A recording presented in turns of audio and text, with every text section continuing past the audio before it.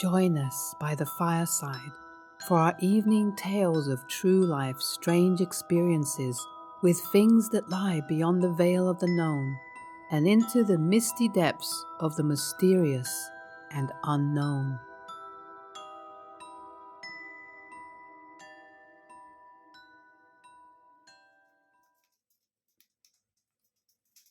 Our move to Hawaii. My name is Tom, and I'm actually a U.S. Army veteran, and this is a true story to the best of my ability to remember the details.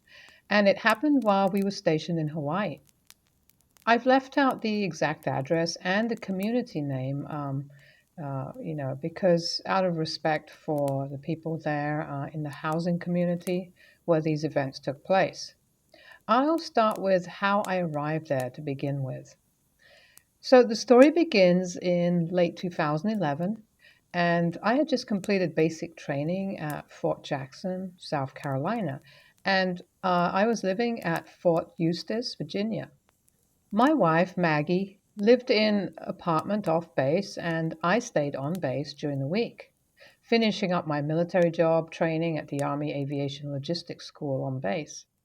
I completed my training after just several months, and I found out, to my amazement, that the Army would actually be stationing me in Hawaii with the 25th Infantry Division. It was really short notice, and there was really little time to prepare. But luckily, we didn't have that much stuff to move at the time. So Maggie was a little stressed, however, at the idea of moving across the world because she'd never really been anywhere before and she didn't want to be too far away from family, but she was also excited at the thought of living in Hawaii, and so was I. Hawaii is just such an exciting place to be at any age. But Nicole and I were both in our early 20s, and so we were ready to hit the beach. So, preparing to leave Virginia, we shipped out our furniture, took a road trip to visit some family, and to say goodbye. And then, upon our return to Virginia, we then shipped our car out as well. The Army provided us each one-way airline tickets to Oahu, Hawaii, and so we were on our way in a short time. This almost just seemed too good to be true. We had only ever really seen postcards of Hawaii and like TV shows and magazines and so on. It was like a place where rich old people go to retire and where couples go for short honeymoons. So it was really hard to imagine what it was going to be like when we looked out of the plane window and we eventually saw Waikiki Beach, Diamond Head Volcano, and then Pearl Harbor. I just closed my eyes and slept for a while. So, a long flight later, we finally heard the captain call over the intercom system that we were approaching Oahu. Minutes later, we arrived over Oahu during the daylight. It was so unbelievable to see it from the sky. The water was so clear and blue. And anyway, eventually we exited the plane. It was a little while before Christmas, and it was in the 70s in terms of temperature. We rented a car at the airport, checked into our hotel, and started to drive around. We were exploring Pearl Harbor and the rest of the island before heading back to our hotel for the night. So I checked in at the Army base and began a long process of paperwork and then the introductory briefings, immunizations, and so on. And this whole process just took multiple days, and in a few days or a week, I was done and I was heading to my new unit where I was assigned. My wife and I had found the perfect spot to call home. It was like a decent sized rental in the town of Kapoi. It was just down a short road from the beach, which was amazing. The neighborhood was peaceful and it was quiet and it was well kept. All our personal property, our car, arrived to the port in no time. We were soon set up and settled in. It was just so smooth how everything happened. It was like it was meant to be. My unit was ramping up for a deployment to Kandahar, Afghanistan, with lots of work and there was lots of training. I began spending very long days at the base and weeks at a time on another island for training drills. The long hours at the base also meant I had our only vehicle most of the day. So, my wife, being alone all day, finally decided to adopt two dogs from the ASPCA, which was very nearby. In fact, it was within walking distance at the time. Our dogs are both pit bull mixes, and despite the reputation of the breed, they are more friendly and loving than most dogs I've ever known. These dogs kept my wife company and they kept her busy as well. She began to train them and take them for long walks at the beach. It helped to pass time during the long days I worked at the base and the many weeks at a time I spent away at training off the island. So when I was home, we liked to spend our time together exploring the trails and interesting places around the island. On one particular day, we started to explore a wooded area near our house. The surrounding area was called Barber's Point. We stumbled upon what seemed like sprawling, flat level areas taken back by vegetation, and we walked around one that could barely make out the ground underfoot, and it was actually closer to a parking lot than soil. Grass had simply shot up through the broken, aged, and cracked surface, and which was once asphalt. We saw railroad tracks leading towards the beach with trees grown up through the wooded beams.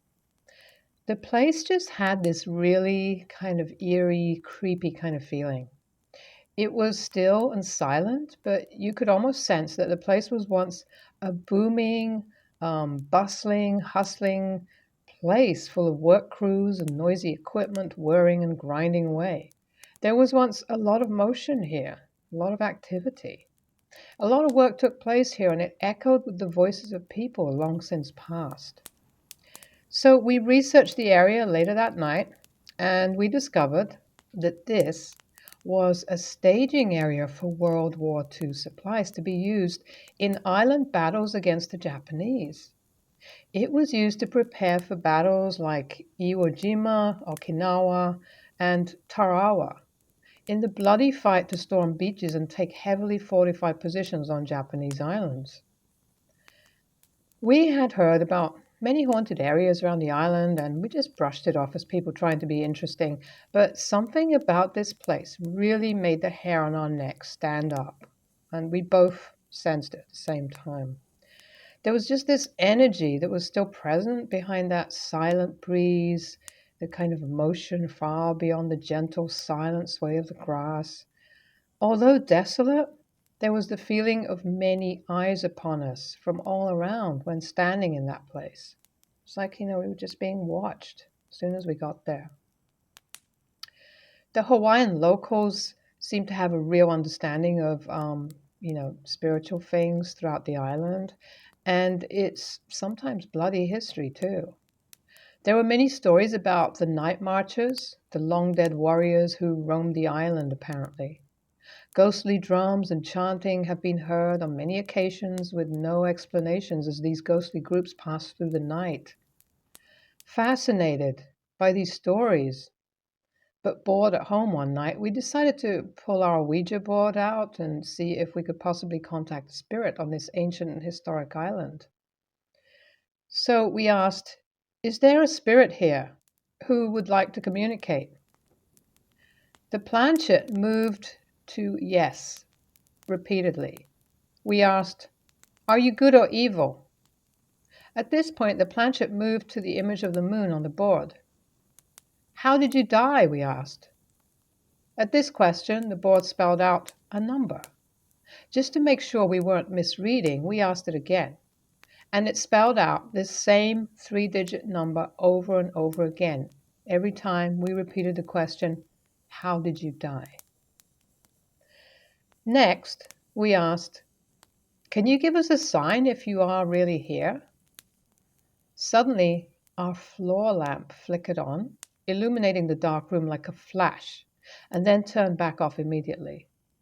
All questions afterward only moved to the moon over and over again. With each question we asked, getting nowhere, we said goodbye and called it a night.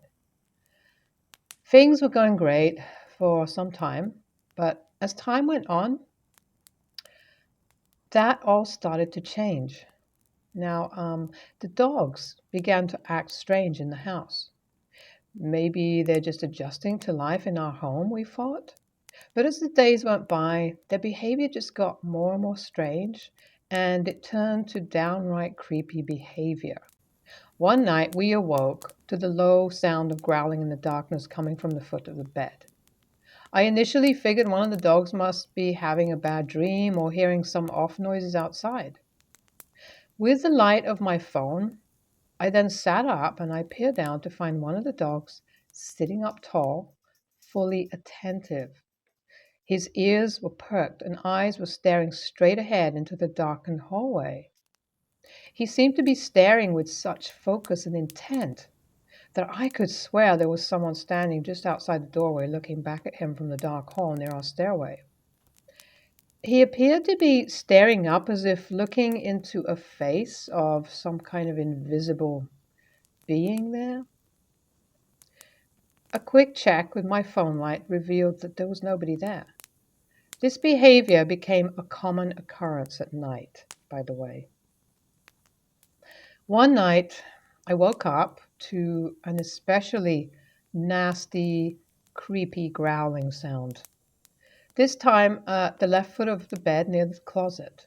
I sat up again, using the light of my phone, and I realized my dog was glaring straight up towards the attic door this time. The attic door was really just a wooden access panel on the ceiling of my walk-in closet. So I thought, well, maybe birds, mice. I had to be up early, so I calmed the dog down, I petted him, and I just tried to go back to sleep. Every weekday in the early mornings around 4:30 a.m., I would walk downstairs, start some coffee, and begin to get ready for the morning exercises at the base. I always let the dogs outside while I got my bag packed and lunch ready. Once ready, I'd let the dogs in, lead them back up to our room, kiss my wife goodbye for the day, and head off to the base. This growling from the dogs continued to occur from time to time until one weekday morning, as usual, I woke up at 4:30 a.m. The dog stood up, yawning and stretched, and shook off in excitement to go outside. I walked downstairs with the dogs, and they were following close behind me as always. And we got to the bottom of the stairs, and we turned left and started down the hallway towards the dark living room, when all of a sudden, both dogs just froze, dead in their tracks like statues on either side of me. I said, "Come on, boys, let's go outside." And I smacked my leg to try and encourage them to go out, but they didn't budge. They looked like they were paralyzed with fear, staring at something across the room. I followed their gaze, and it led straight into a darkened far corner of the living room. It was too dark for me to see anything, but I could definitely feel a presence there in the shadows glaring back at me, and it had this incredible antagonistic and laser-like focus, and that sent chills up my spine in a way that I can't even begin to describe.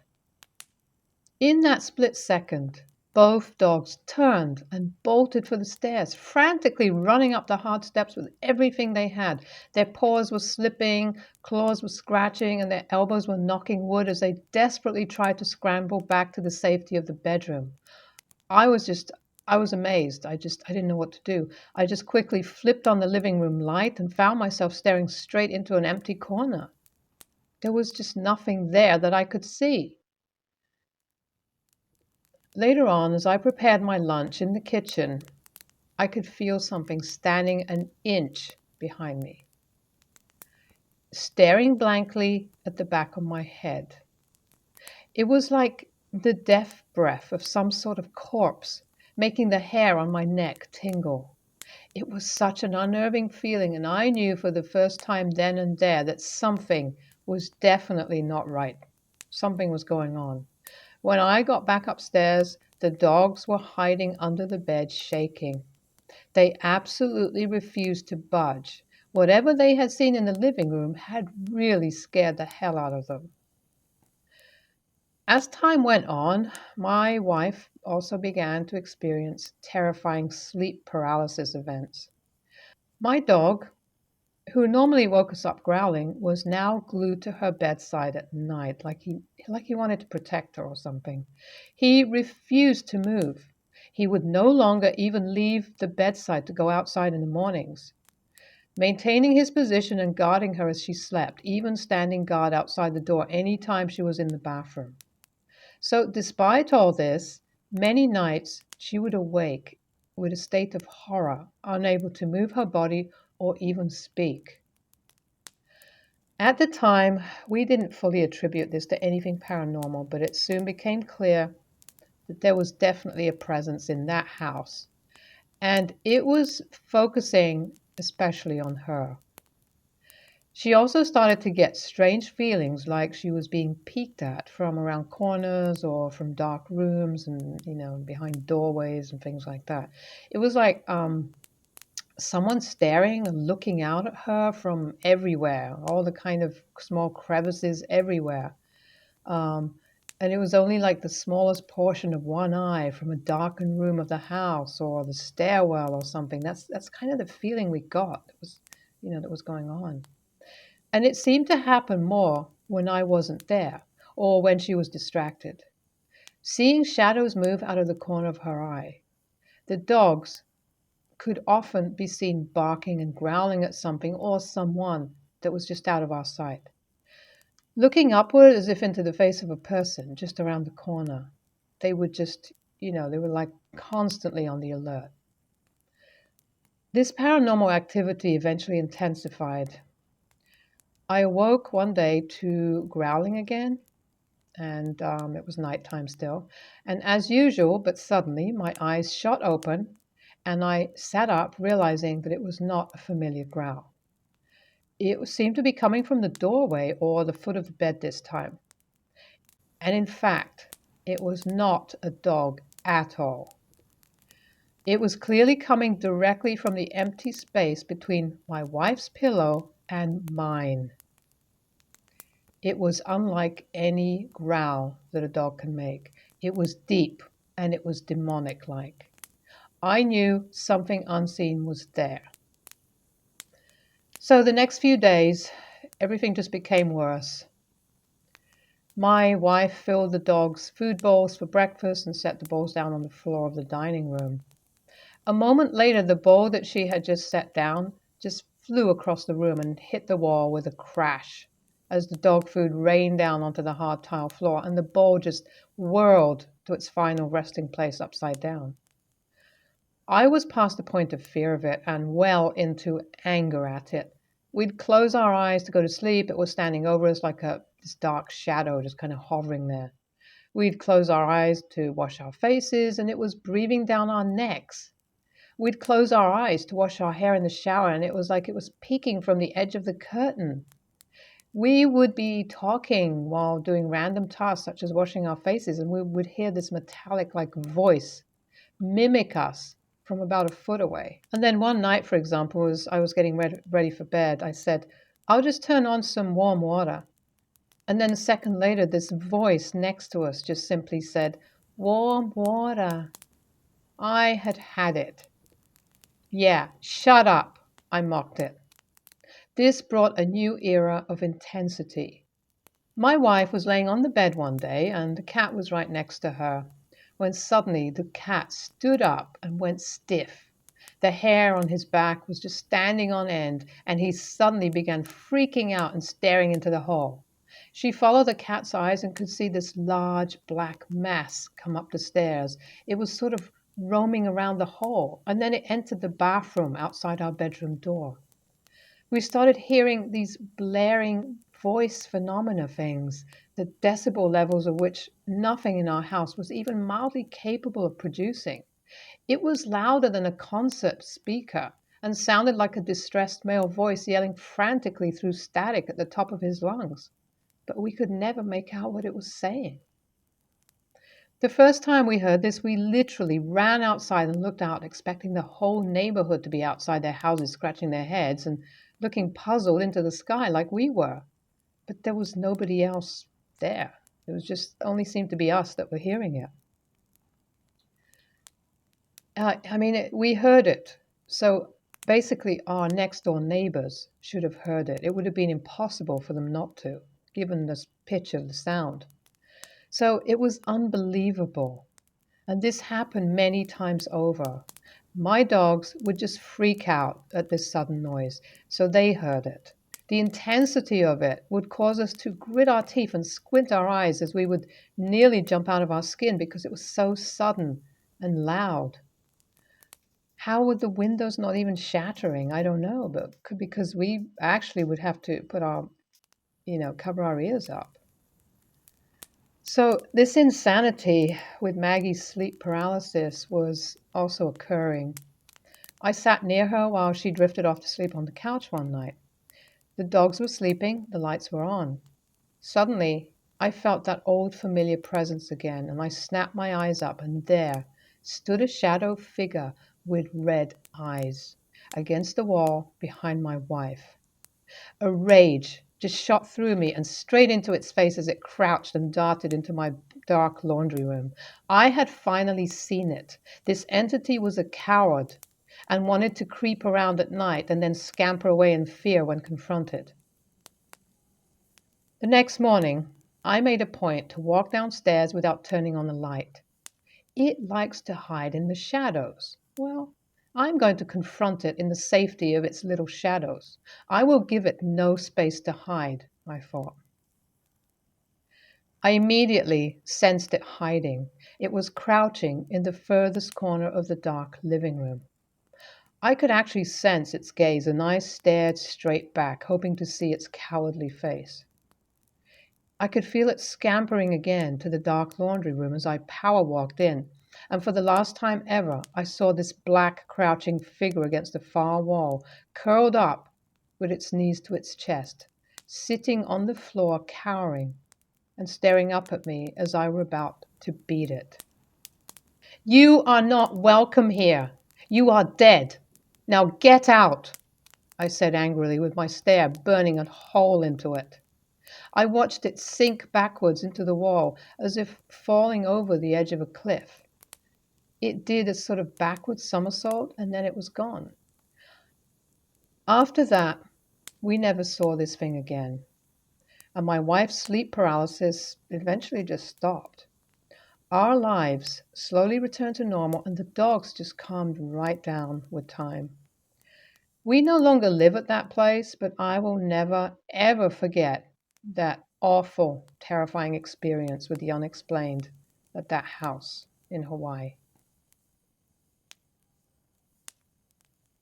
Well, it certainly sounds to me like they, these people, this couple, summoned something while they were playing around with the Ouija board. It's actually quite, it does happen quite frequently that people, when they start opening doorways to these things by, playing around with the Ouija boards, they do start to have problems. This is not that uncommon.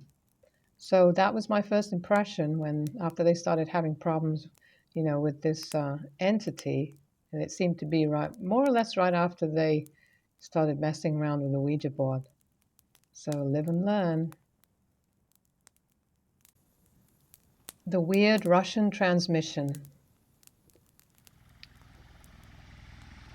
Back in 2012, I was fortunate enough to be a private in the army in Afghanistan.